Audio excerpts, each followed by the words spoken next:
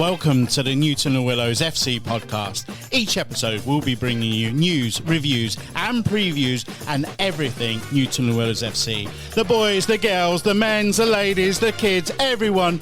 Are you a player? Are you a coach? Are you a fan? Come on and listen to this amazing episode. Very good. Hi and welcome to the Newton le Willows FC podcast with me, Rob Fludder. This week I'm delighted to welcome two guests down at the club. I've got Matthew Cunningham and Liam Woods. Gentlemen, welcome to the pod.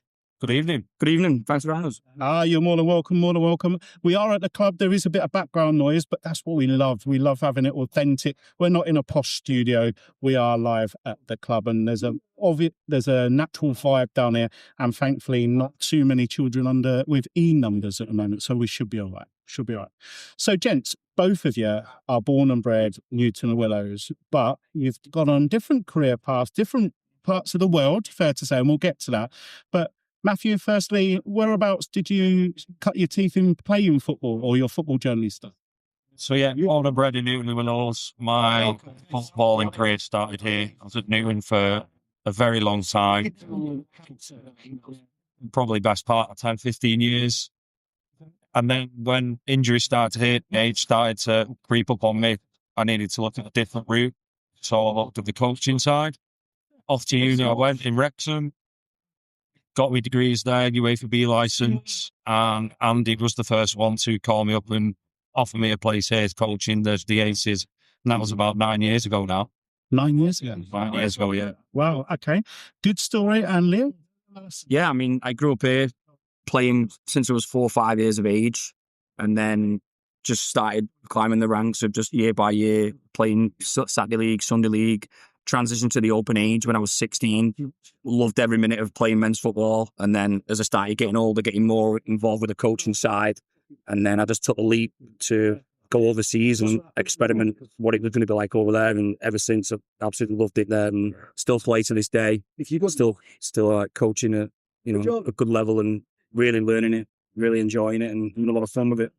So you talk about going overseas there. Was that to play or to coach primarily? It was coach primarily. Okay. Yeah, I was just getting involved with grassroots coaching over here.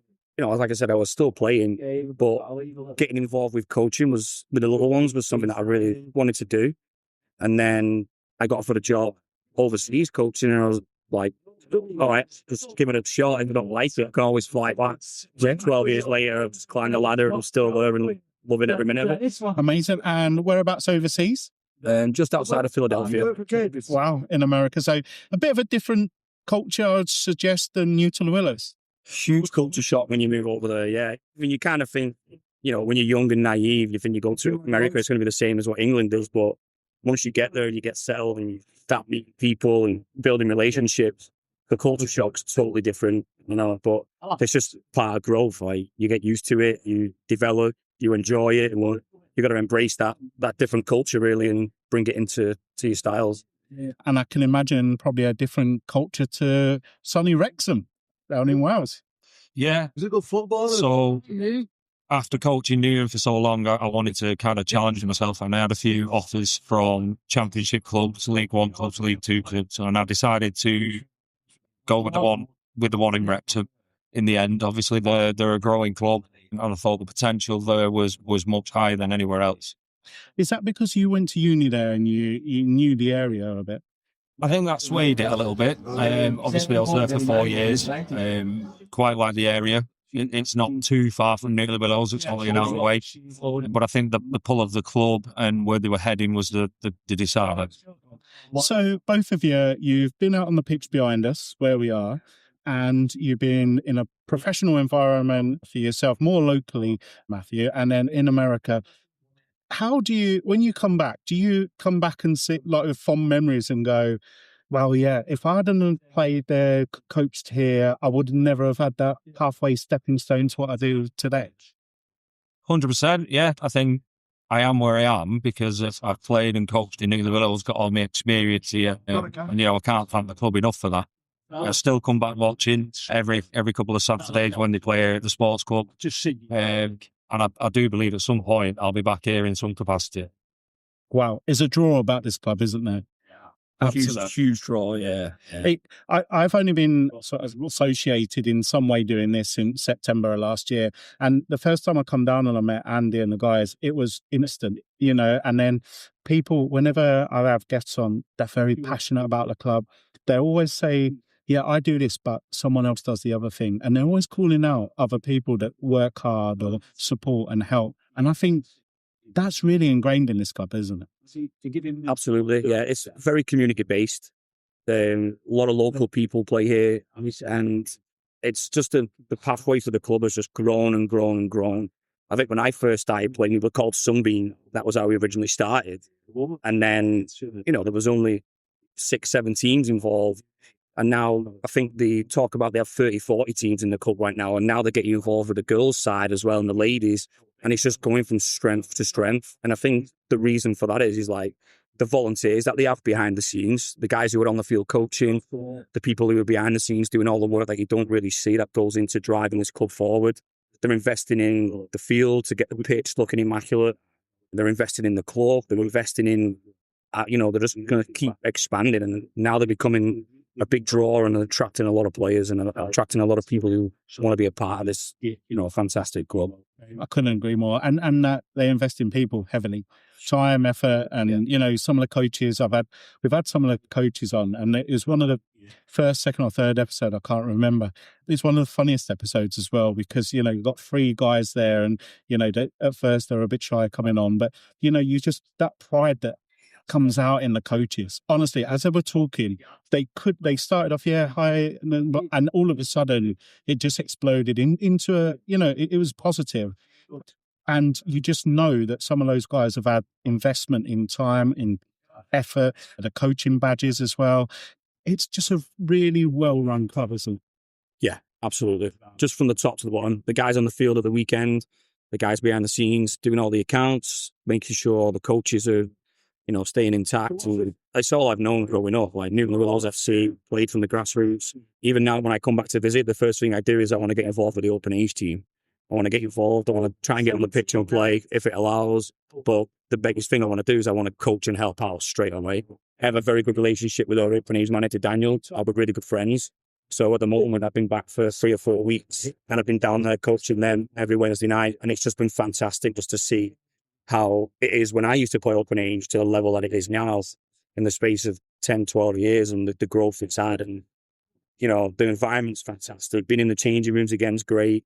Being around the boys on a Wednesday night on the field, and you can just see like everybody just loves it. Everybody's in there in the Newton trackies. Nobody's in there really different gear. Everyone's got like all blue on, Nike, Newton le Willows FC. There's just 30-40 lads there on a Wednesday night on the AstroTurf, and they're all geared out in Newton stuff. And you can just see that like they have so much passion about, the sport and this club, and they want it to drive. And after the game on a Saturday, this club is absolutely full. There's rugby, there's cricket. There's all the football lads are in here, just having a great time, watching football on TV, just chatting, just generally being like, just lads, it's fantastic to see, yeah. It's proper, and it's good. Yeah.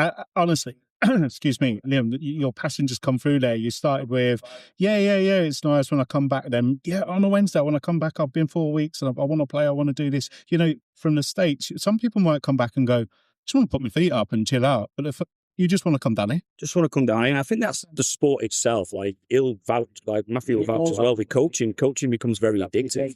It's one of those things like, as you're around those players and then that environment, it becomes such an addiction. So the second I get off that plane, I'm like, what are you training? Like, what nights are you in? Oh, we're training Wednesday night. You want to come down and coach? And on the field, and then you just bring that passion with you. And like you said, it's just, you can hear the passion. I love the game, but I also love coaching the game with this environment and at this level and with these boys. And it's so much fun. Amazing. I can hear it. I can feel it. And Matthew, for yourself, going from the pathway you've taken for playing, some injuries, got into coaching, into the professional side, and you said you had opportunities with a number of clubs and you made a choice. Do you take some of those key fundamentals from the early years of coaching into the professional side of things you do today? I honestly don't think there's a major difference in how I coached here. When I left Newton, I left the under-17s, and I've moved to a younger age group at Wrexham. My style of coaching hasn't changed at all. The biggest difference is the contact time with the players. Obviously, here, with it being volunteers were amazing. They all work other jobs, full-time jobs, so time is hard to come by to coach these young lads from around Newton le Willows. Whereas at the professional club, it's all about putting the time in. So instead of it being 1 or 2 hours a week on the training pitch here, it's 6 hours plus games on a Sunday, Saturday. So the biggest difference really is contact time, and obviously the money that can go into it as well. Absolutely, yeah. And I can imagine, like, in a professional game as well, you got the draw of the club. So, kids want to, like Liam, you said about the guys, they're all in their trackies and they all look the same.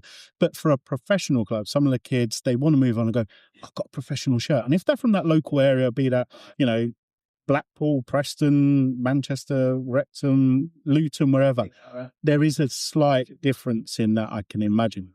People want to be there, and you probably get a bit more pick of the bunch. Absolutely. With any professional club, we have scouts all around the local area. So the rule is it's like an hour, 15 minutes kind of radius from there.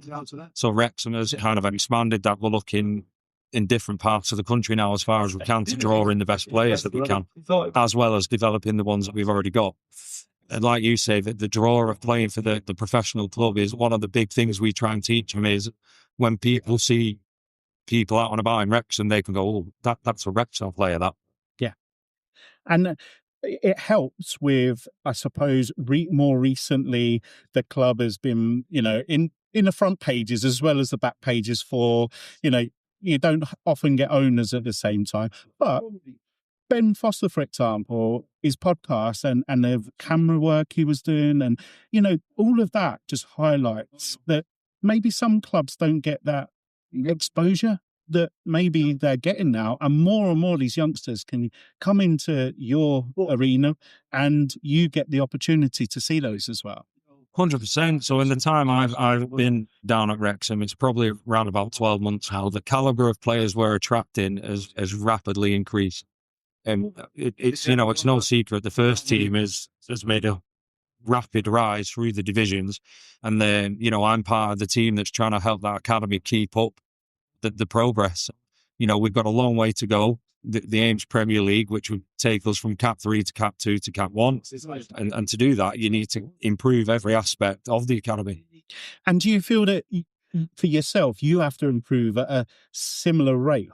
Because the club's moving forward, those players maybe are getting better. So actually you've got up to your levels at times. Absolutely. And I think as you move up the categories as an academy, your coaches need to keep up that as well. So, for example, I'm currently a UEFA B coach. Well, my aim now and my next step is to go on the UEFA A. And the academy at Wrexham will need more coaches of that calibre as well.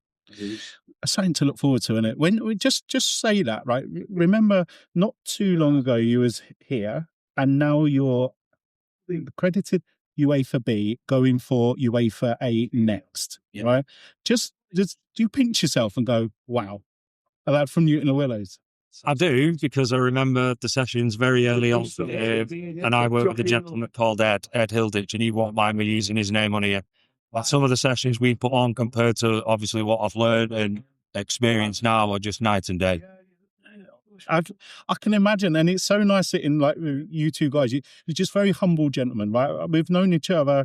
I say known, spoke to each other 20 minutes maximum so far, probably an intro, and then we started recording. But you come across very humble about what you're doing. And, Liam, you get off a plane, can't wait to come and coach. Matthew, I'm an hour away from Newton le Willows.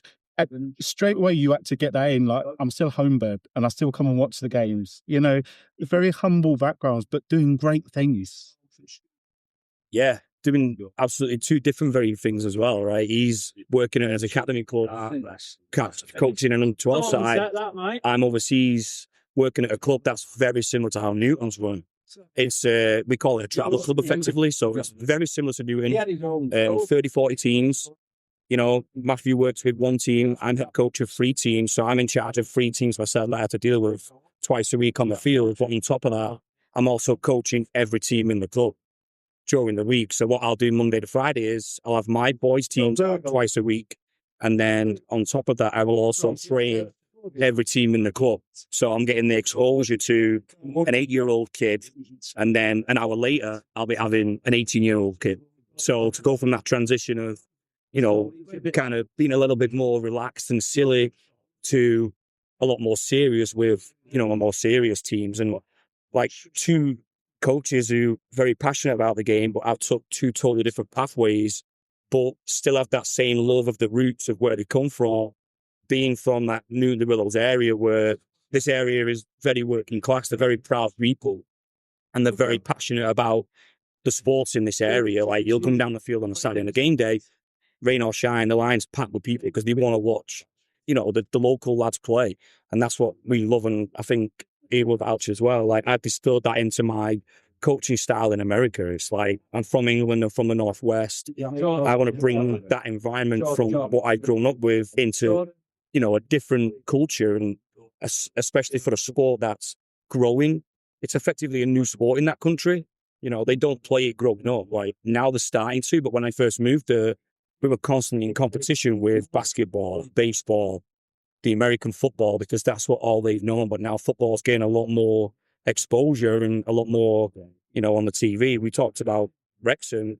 They're huge in America because the owners are American. Yeah. One of the owners is Philadelphia-based, did a documentary. And then all of a sudden, there's kids showing up to my training sessions with a Wrexham shirt. 5-6 years ago, we've never seen. Like, it's insane. It's mad. And now with Beckham and Inter Miami and the players that he's got there, Messi and Suarez and whoever, plus Busquets, and I know. I'm a football fan, right? I was never good enough or athletic enough to play at any good level, but I see the transition as I was growing up. They tried to pump a little bit more into the States. They held USA 94 over there. Alexi Lala says that, the captain. And then it seemed to die off for a bit and sort of then had a bit of resurgence. But the national team, they've got so many people to pick from. But it just doesn't seem to go explode. It's the model. The model's totally different. It's a pay-to-play model. So, for instance, I just said, like, the team that I work at, that I'm a director of, it's very similar to Newton le Willows. To play football in this country is £150 a year. To play where I am is $2,500. Wow. So the models is totally different. And that's why a lot of coaches go overseas, because you can earn very good money from coaching, this type of level.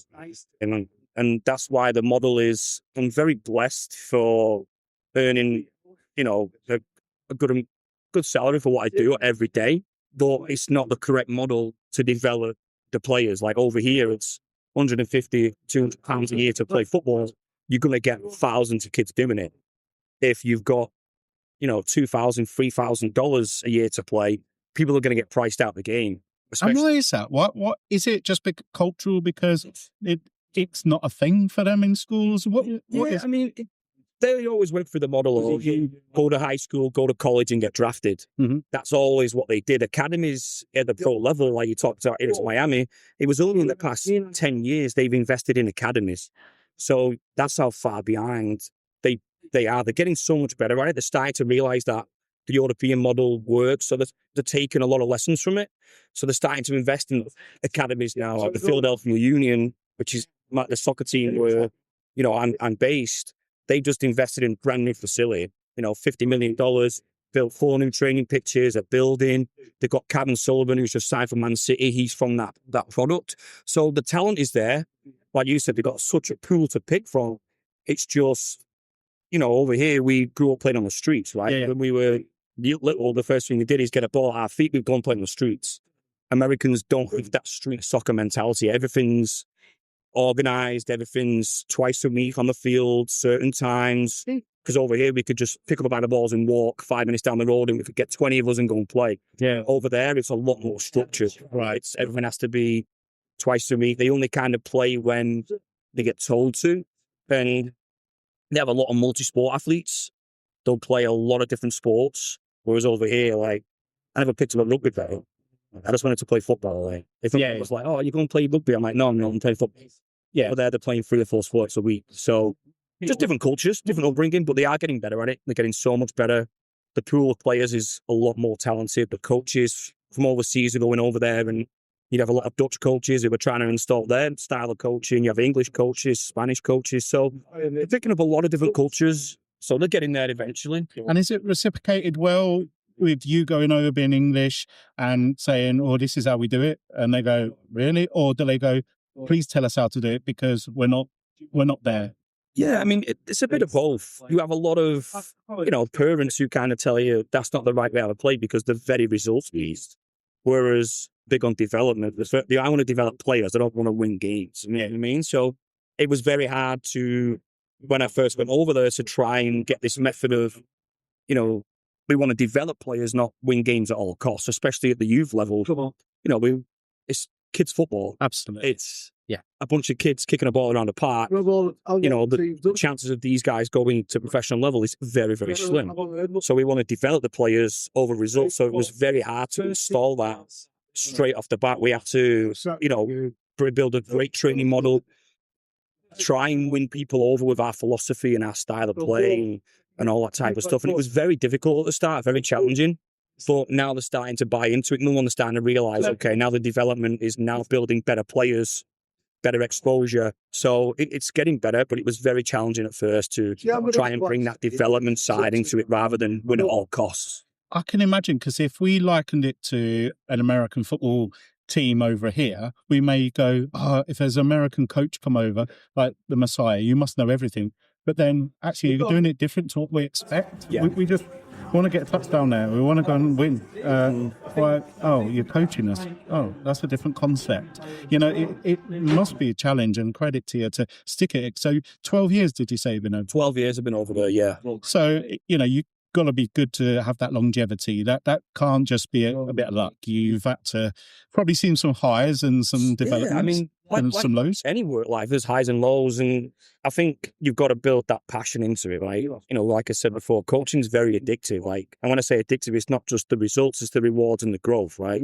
I've worked with players that I've seen from age 10 who are now 18, and I've seen that growth of 8 years of being with that player twice a week. And that is very, very rewarding. Yeah. And that is, for me, is what ultimately what you should be doing as a coach. Unless you're Pep Guardiola, where you get paid to get results. If you don't get results, you get fired. Then other than that, you should be coaching to develop players and build relationships and, develop that player, develop that human being into what they can go into the next stage of life, not just to win a game on a Saturday afternoon, because the players already know that. Every time they step foot on the field, they know they've got to score more goals than the other team. Yeah. It's not rocket science. They know that. So we don't have to reinforce that. What we want to do is, our model was basically to try and build the complete player. That's what we based our model on, because the guy I also work with is English as well. So we built this club from, 8 teams, 9 teams. Now we have 30, 40 teams. That's how far the sport has grown in 12 years. And we based it on a European model of we want to build the complete player. So we're big on rotating your positions at a young age, playing time kind of even to get on the field, because we were talking about how are you going to develop if you sat on the bench watching for 30, 40 minutes? You're only going to develop if you're on the field.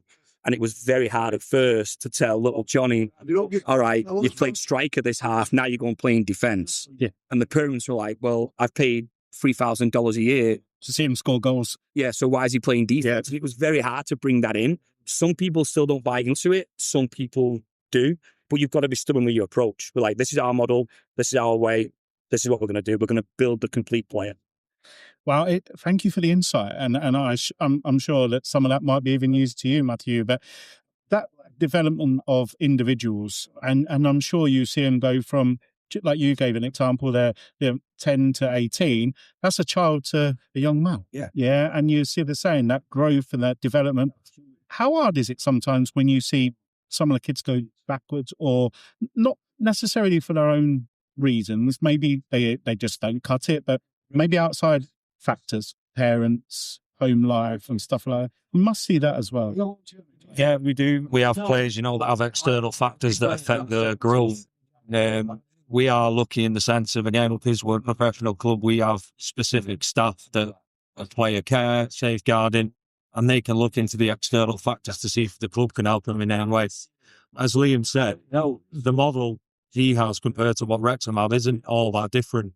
You know, we'll play a player up front for a quarter of the game, and then we'll put them in defence for a quarter of the game, and the parents will sometimes raise an eyebrow at that. But we do it with the intent of, right, we want the complete player. They need to work on 1v1 defending. Let's expose them to it.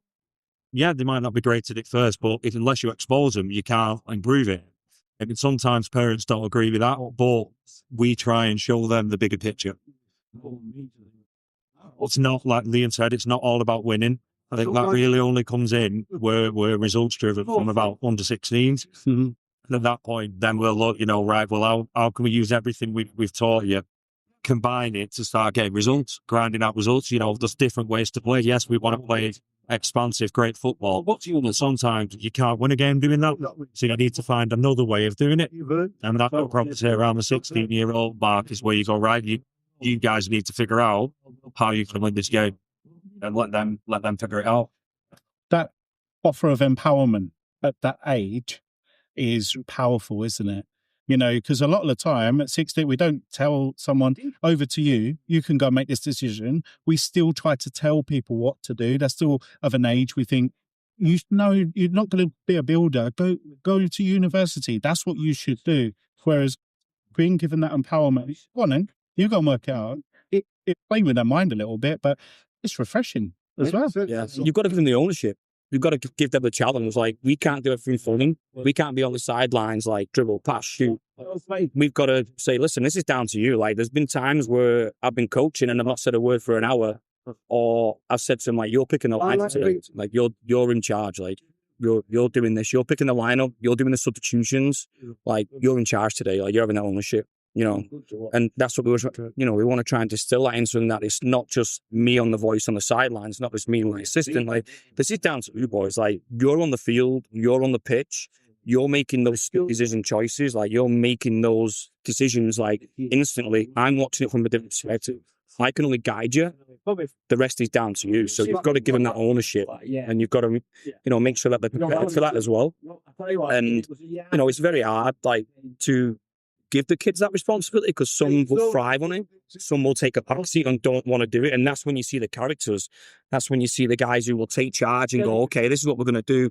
We're going to play this way. We're going to do this. And you'll see people really take initiative and take ownership. And then you'll see players who are kind of just shying away, who will just go, all right, I'll play whatever you want. And that's the beauty of the game. Different characters. Absolutely. Yeah. Hey, listen, I've said already, I'm an Arsenal fan, right? And we got some leaders at the club. You wouldn't necessarily, before Odegaard was a captain, pick him. You wouldn't say, oh, he's a natural captain. But more interestingly, when he's not playing, it's the other players that take the armband. And there's one player in particular that never takes it that you may imagine would be William Saliba.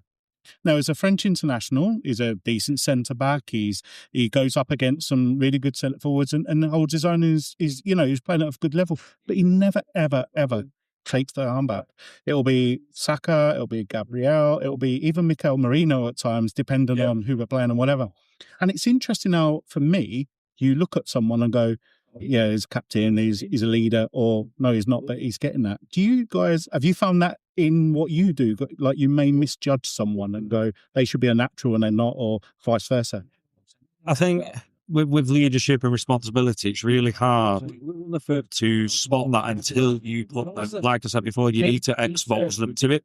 They might say or feel that they can't do it, but until you put them in that position, they might not know, and the coaches won't know. You know, you can have a good idea. I look at my under 12 squad and I think, you know, some players are going to be really good leaders, some maybe not so much. But at some point, I will expose them to that, and that'll give me the answer. Okay. And what about yourselves? Have you been in the situation where you've been thrown in at the deep end maybe, and you've gone, oh, I knew I was doing this bit, but I didn't realise I had to do this now. As you've gone up the levels, not so much maybe at Newton, but maybe in Philadelphia or where you are. Yeah, I mean, as a coach, you see from a different perspective, right? You see from the sidelines, because you're so engaged on the players and the environment. I think Newton have invested when we have the VO camera. Yeah.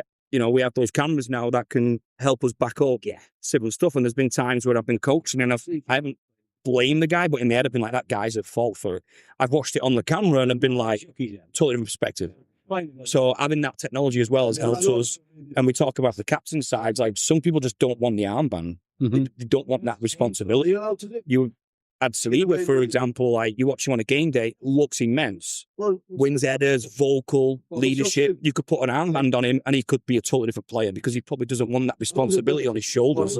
He probably thrives off having that leadership of leading from the back, having that direction and not having that sole responsibility on his shoulders because we see him as players, but they're still human beings. 100%. We forget that, don't we, as fans? Totally. We forget it as coaches. Listen, I'm the worst for it. Yeah. I am absolutely the worst, especially a middle-aged, overweight bloke that sits on the sofa screaming at the TV, trying to understand why he's not doing that. And I'm going, well, if it was that easy, they wouldn't have that much money. They wouldn't be in that much demand and we'd all have a go at it, right? And sometimes you forget the human side. I listen to a number of podcasts and it's interesting when you listen or watch some of them now, players that get injured or, they change clubs. So this could happen to either of you two, right? Someone else come knocking and go, you're an hour away from Newton le Willows at the moment. You're a few more hours from Newton, but, you could go to a different state in the States, right? All of a sudden, you've got big decisions to make, home life, children, family, friends, whatever. And then you've got to try and get into the club, carry out your role and have it seamless. Like the duck analogy, your legs are pedaling, but it affects people, doesn't it? 100%. So I see it quite a lot with lads around the 15, 16-year-old mark, travelling all over the country, trying to get scholarships at different clubs. We've got lads coming in from all around the nation, northeast, down south. And like you said, they're just expected to come in and perform immediately. And it just can't work like that. You're going out there, going way out of their comfort zone, coming up from London, down from Newcastle. The next morning, they're on the pitch training and expecting it to be 100%. And sometimes it just can't work like that. Again, we're in a lucky position where we have the player care staff and the safeguarding staff that, speak to them and make it as comfortable as you can. But sometimes it takes time for people to bed in. It can't just be instant. Absolutely. And for yourself going to America, I bet you felt that, I don't know anyone here. It's a different country, it's a different way. And, but people are looking up to you because you're a coach, you're being paid to do this. You must know everything straight away. Yeah, I've got to respond to that, right? I went over there by myself, no apartment, no car, nothing other than a suitcase. And it was effectively like, all right, I'm on my own now. And I was only 22. At 22, I thought I know everything. But looking back 12 years ago, I didn't know everything. I was still a young guy. I was growing in the sport, growing as a human. And I'm like, I'll be fine. I'll get there. 3 weeks in, I'm debating coming home. Because I was like, living in a host family's house. They were putting me up who had never met before. They were just kind enough to say, yeah, you can come and stay with us, live with us. And I'm in a totally different environment. But I felt like if I just walk away right now, like, what's going to happen next? So I stuck with it. And then you start building relationships. And we started to being around in football every day started to really help me. And I was like, all right, I love this sport. I used to go watch in Everton. I used to play football over here. Now I'm around it every day. Not just twice a week. I'm around it 7 days a week, 4 to 5 hours a day. And that really gave me that satisfaction of, all right, this is what I really want to do. And it was only up until I was like 27, 26, 27, and I decided, all right, this is it now. Like, this is what I want to do all day, every day. Like, I love the sport, live and breathe it. It's pretty much all I know, and that kind of helped me a lot. And then you build relationships with people, you get comfortable around them, and you get comfortable with your players who you're around twice a week. And then you start seeing the growth of those players, and you start seeing the growth of the club, and, the hard work you're putting in, you're starting to see rewards, and it starts to give you that sense of like, give yourself a pat on the back, so to speak, for all the hard work you've put in, and you're seeing results. And that's what really like coaching is. It's like, and being around this amazing sport every day was something that, all right, this is what I want to do now, all day, every day, nothing else. I want to pick up, this amazing sport. So like I said, big football fan. I'm probably no different to you two. I played football as a kid. I kicked the ball. I watched the ball. Any little bit of football, I'd watch it. I grew up in South East London. Excuse me. I lived near a heath, and it was horrible conditions. There was some dodgy goals, and the pitches were, evil. But I'd get on my BMX and I'd go up and watch it. Right, I loved the game. But some people love the game at a young age, but they get to the professional level and they just do it because it's a job. Like I could say Ben White, maybe at Arsenal. He interviewed, I don't watch anything. I happen to be quite good at this, and I turn up, I do it. But then I can imagine after work, he just goes home and switches off. I don't want to get too personal, but have you ever thought, that's not what I thought? Like, I love football, but it's too much football almost because I'm in it. Not watching it, I'm in it. I find myself now struggling to sit and watch a game of football on the telly without over-analysing it. I was about to say, you watch the game differently. Yeah, you do. You see things that necessarily someone who hasn't coached for a long time would see, if that makes sense. Yeah. So instead of just enjoying what's going on, you're thinking, oh, I would have coached him to do this, or I would have told him to do that, and so on and so on. Yes.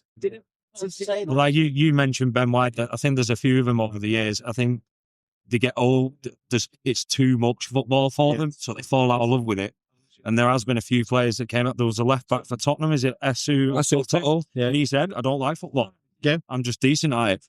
And that's probably because it's been drilled into him so much from a young age. For some people, especially coming through academies now, where it's 3 2-hour training sessions a week, 4 hours on a Saturday or Sunday, it takes over the life. And I think some people can fall out of love with it. Myself at Leo, I don't know if you're the same. I could go home this evening and I'll stick on a Portuguese second division game and just have it on in the background. Yeah. I won't think twice about it. Just love the game. Yeah, me too. I mean, it's still a job. There's been days when I've got in my car and I've been like, my God, I can't bother to. But I've never gone to the field and never not wanted to be there. I said the day that I get onto the field and I don't want to be there is the day I walk away from the sport. And it's never got to that. There's been times where I've been worn out because, where I live, there's a lot of travelling involved. Sometimes I'm travelling 4 hours for a tournament on a weekend, driving back, or I have a game 20, 30 minutes away. It's very... because the country's huge. It's not like over here where you're just going 10 minutes down the road to a game. We're going 2 or 3 hours sometimes for a game. And that's like with 3 teams, that's all over the weekend. So there's been times where I'm like, oh, I'm so exhausted, I'm burnt out. But then I'll get home, put the TV on, and there'll be an MLS game on, and the standard's not great, but I'll sit and watch it because it's football. Yeah. But there is also times where I'm like, I don't want anything to do with this sport today. I just want to sit back, relax, spend time with boys, have some fun with the lads. I don't want anything to do with football. But then that doesn't last very long because we're in the pub talking, and guess what? The topic comes up. It's, absolutely. But we have outside life. So wives, girlfriends, boyfriends, whatever the case may be, mums, dads, sisters, that may not be that interested. So Peter Crouch has a very popular podcast. His wife would openly say, I don't know anything about it. She actually tried ringing him at 5-3 one game or something like that. There's this funny story, right? And she's like, I'm not bothered. Like, to you, it's massive. It's everything. To me, it's just your job. And sometimes I can only imagine people that are in the game, and I'm looking at you two gentlemen going, do you ever get to switch off or people go, can you shut up and just stop talking and thinking about football? Just like there's other things to life. Do you ever get that, or is it people quite accommodated?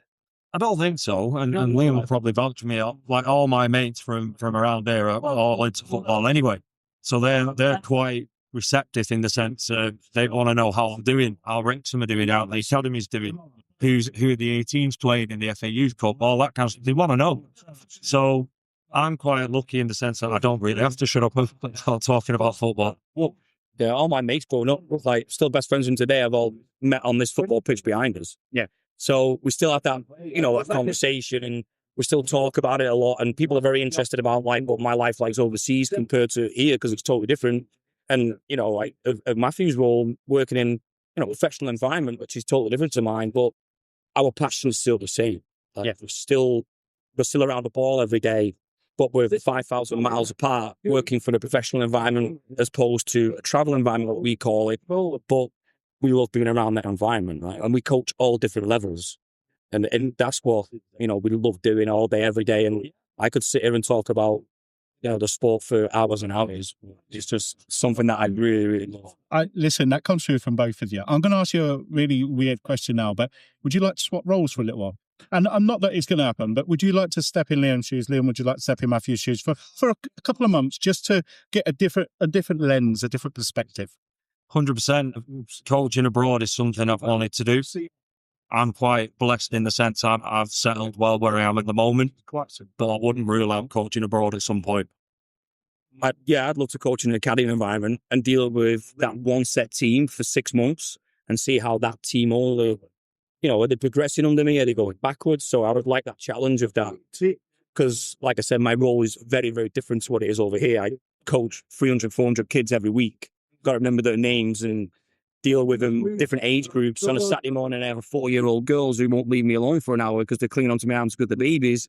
2 hours later, I'll be on the pitch with 18-year-old boys telling them to do this and do that and talking so tactically. But 2 hours before, I have 4-year-old girls I'm tying shoelaces. And it's a totally different environment. So I would love to change roles with Matthew and deal with that. The standard is probably so much different to his. Like, his sessions probably fly through because the ability is immense. Sometimes I'm coaching, there's players that are struggling to control and pass the ball because it's all different levels. Whereas you're at the academy level, you have to pool the players. You've picked those players specifically to play for your team. So you know what the level's going to be like. The standard's immense, but I can kind of relax from time to times with my sessions because of the ability. He probably can't. He's got to be on top of his boys because if he's not challenging them, he's not going to get the best out of them. So, and the parents are looking up to you going, it's all on you. I mean, I heard a quote not so long ago from a coach, a grassroots coach, and a parent had a go that, that their son wasn't progressing the way they should. And you think that's up to me? I'll get an hour a week. You reckon Messi would do any better at an hour a freaking week? And, you sort of go, oh yeah, that's reality. Pep Guardiola has his team full time, have them an hour a week. And then, we see from the professional game, the England coaches are, they don't have them for long. And when they do, they don't do very well. And we go, yeah, terrible coach. You're like, what are they supposed to do? Yeah. How do they breed that in? So I can imagine for yourself, Matthew, and to you, Liam, as well, like people look at you, parents are going, right, you're going to make my children a superstar. You go, I've got to manage that expectation as well. Yeah, you do have to manage expectations. One thing I will say is parents, from when I coached at Newton to now at Rector, are all that different in expectations. I think, there's a kind of, like you said, an expectation that you're going to improve the kid massively, whether it's in grassroots, whether it's in the professional game, or whether it's, abroad. They want you to make them, almost inverted commas, a superstar. Now, if you've got 1 hour a week, like you said, it's just not going to happen unless they are naturally gifted. It's just not going to happen. In an environment where I've got 6 to 10 hours with them a week, then you've got much more of a chance. But even after that, Liam Brook touched on it before, I think it's like, even within the professional academies, out of all of them, it's something like 0.01% will make it with a professional contract. It's a ridiculously low number. Well, yeah, so the better chance you've got is the more contact time you've got. Yeah, I think the expression's key as well. It's like, for when we coach our players, like, we have something that's specifically for that 90 minutes, right? We're working on something for 90 minutes that's designed for them.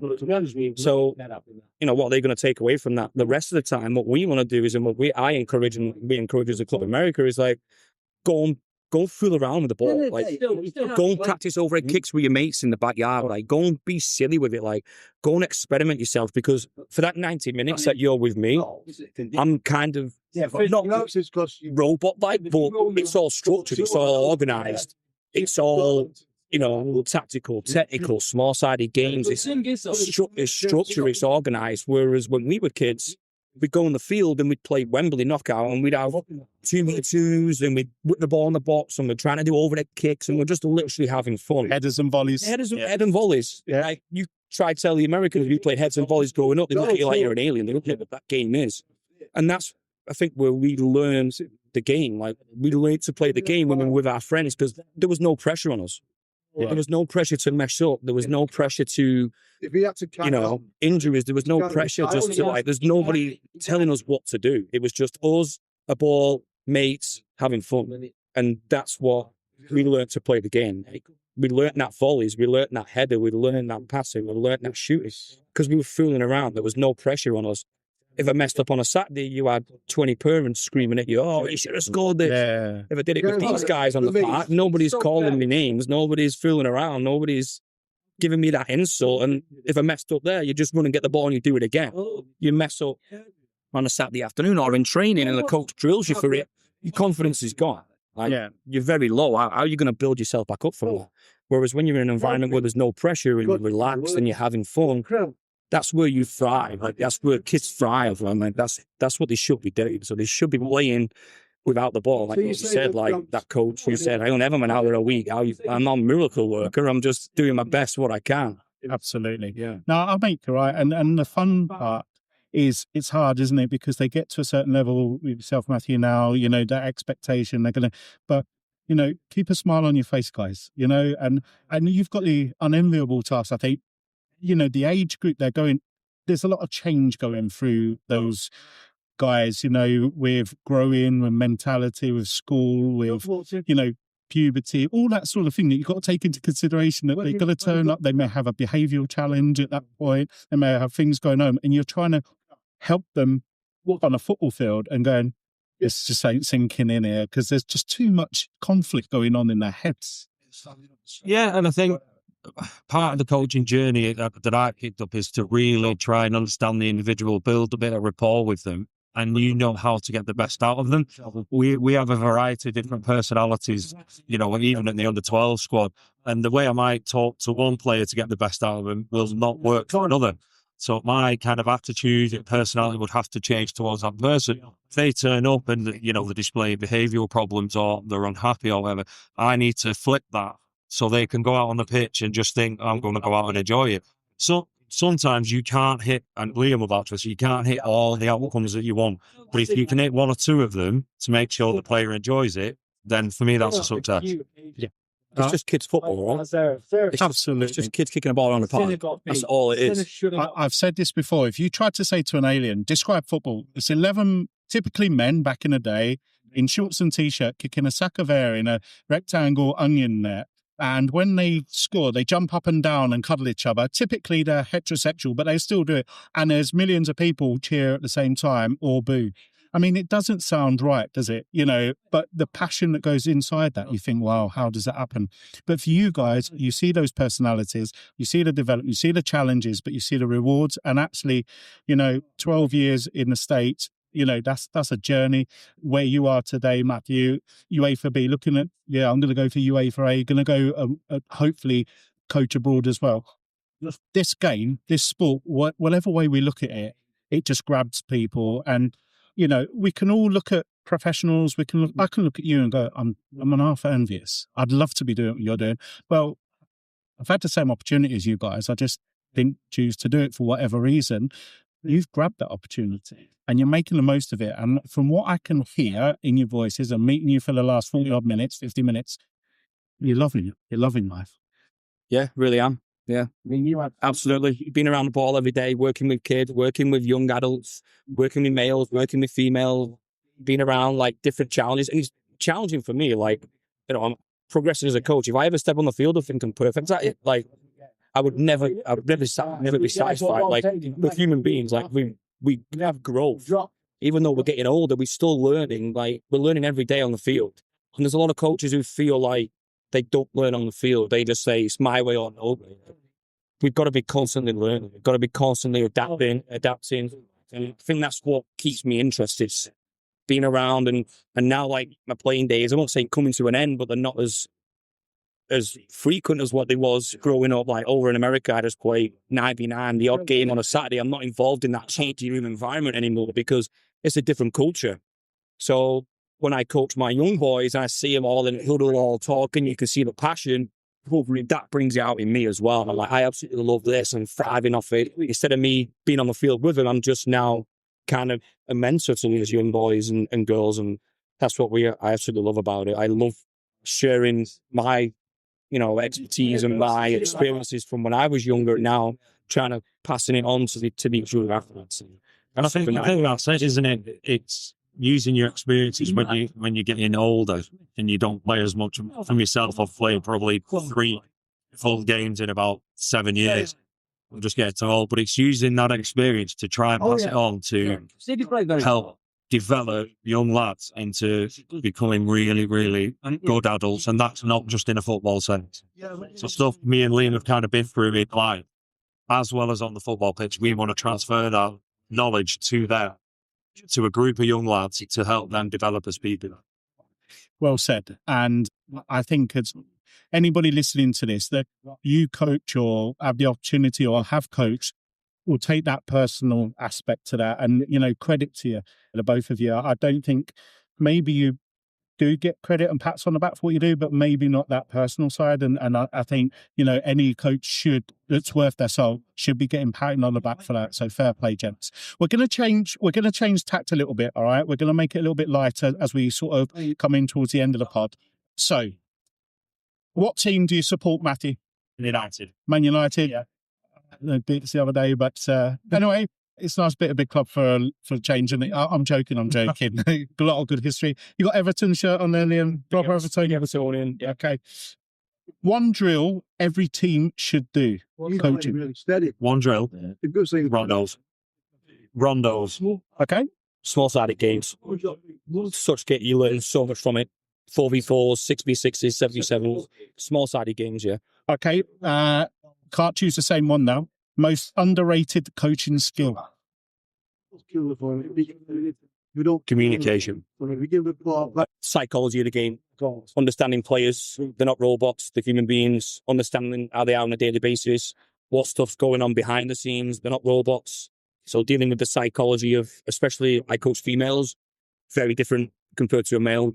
With a boy, a male, you can have a laugh and joke, and females are a little bit more sensitive in that aspect when it comes to the sport. So you've got to be careful what you say. When you say to an 18-year-old male, I can't say to an 18-year-old female. So it's the psychology of the sports and understanding your players, I think, is very underrated.